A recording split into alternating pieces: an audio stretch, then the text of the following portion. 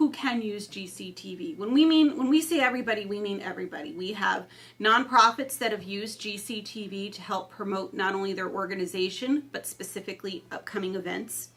Or to even film events that are happening, so that way they can share information about it after the fact. And you know, we've had school over the years, the school system, we've had parents and other volunteers film school sports, school concerts. The town has utilized GCTV to film many of the town meetings and some public forums to relay information on upcoming budget information.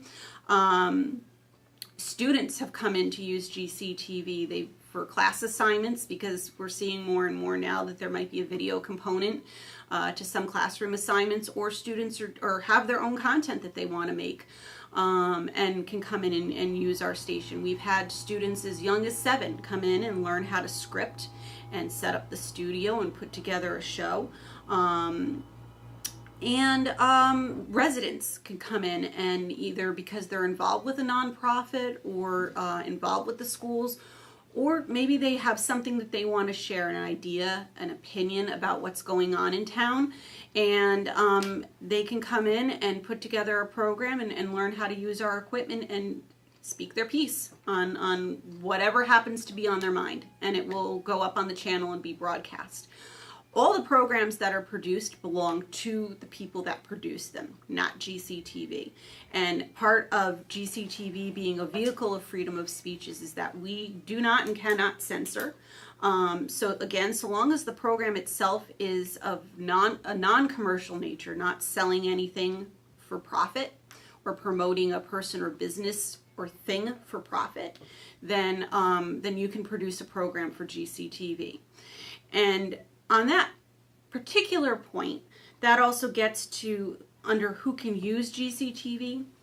It might seem a little contrary, but businesses can also use GCTV, and that's a misconception that because the programming itself has to be non-commercial, businesses think that they can't use GCTV, and they can.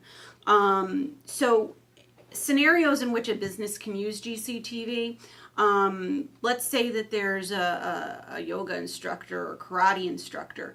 They can't promote themselves or their business commercially, but they have information to share with the community, and they can give a demo of certain karate moves or yoga poses, maybe something, maybe they want to share something, stress relief for upcoming exams or something like that. And they want to give like a 5-minute morning routine yoga instruction. They're allowed, they can certainly do that. They can share that information. They can identify themselves as a yoga instructor at the very beginning of a program, just to establish their credibility. And then after that, they're just going to provide the information on maybe what yoga is, what its health benefits are, without ever mentioning their business, their prices, or anything like that. Businesses can use GCTV the same as anybody else, just to be visible in the community as to what they offer in terms of knowledge and information and just who's here in town. And that's totally fine. And that's, we hear that a lot from people that, it's just, I'm not a techie person, it's way beyond me, can't do it.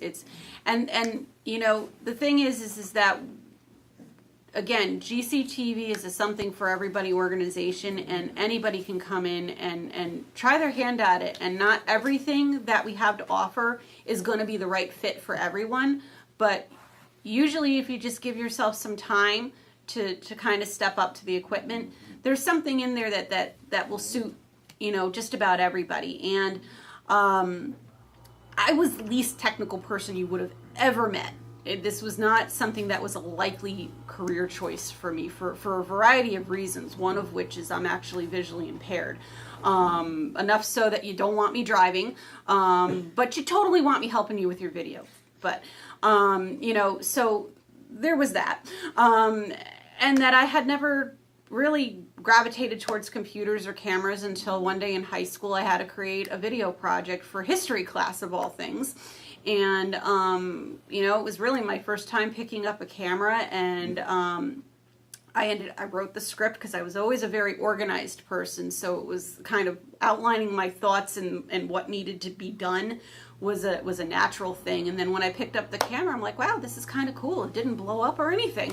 And you know, the seed was kind of planted. And then you know, as I got into college, I decided, okay, I'm gonna, you know, this is something I'm gonna do. Something about the technology and the equipment kind of gave me control over my world that I don't typically get when I'm out there in the real world on a sports field behind a car, even sometimes as a pedestrian. But I totally get computers. You know, I didn't before, but once I kind of was almost forced into it by another project, it kind of just clicked, you know. And so that's kind of what we try to, you know, that's kind of the environment we try to keep at GCTV is, you know, aside from making sure that people do things safely and legally, you know, in terms of not taking copyrighted material and stuff like that, there's 1,000 different ways to accomplish the same thing. And we just kind of got to keep going through some of the different ways until we find what works for a particular person. And what works for one may not work for the other, and that's fine. So that's kind of how we approach things.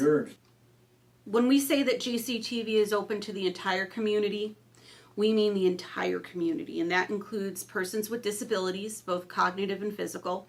We have worked and collaborated with organizations like Vista and Besby and Sarah to provide a range of opportunities for people who are interested in getting involved, either as producers, as volunteers, or simply to explore what video production is all about. And that's come in the form of formal internships and sometimes workshops.